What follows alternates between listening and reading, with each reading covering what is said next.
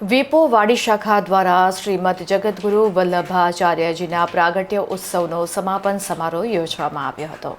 વીપો વાડી શાખા દ્વારા દાલિયાવાડી પ્રતાપનગર ખાતે શ્રીમદ જગતગુરુ શ્રી વલ્લભાચાર્યજીના 548મા પ્રાગટ્ય મહોત્સવ અંતર્ગત ત્રિદિવસીય વલ્લભાખ્યાન અને વીપો વાડી શાખાની 30 વર્ષની સુવર્ણગાથાનો સમાપન શસ્ત્રપીઠાધીશ્વર પૂજ્ય શ્રી દ્વારકીશ લાલજી મહારાજ, પૂજ્ય શ્રી શરણમ કુમાર મહોદય શ્રીના પાવન નિશ્રામાં યોજાયો હતો.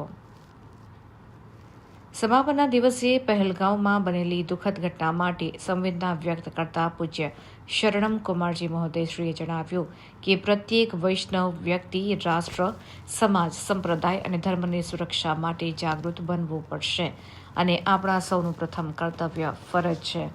શસ્ત્રપીઠાધીશ્વર પૂજ્ય શ્રી દ્વારકીશ લાલજી મહારાજશ્રીએ જણાવ્યું કે ત્રિદિવસીય વીપો વાડી શાખાના સુંદર આયોજન બદલ શાખાના તમામ પદાધિકારીઓ, સેવકોને આશીર્વાદ પ્રદાન કર્યો છે અને પહેલગામમાં બનેલી ઘટના અંગે સંવેદના વ્યક્ત કરીને દુઃખની લાગણી વ્યક્ત કરી હતી.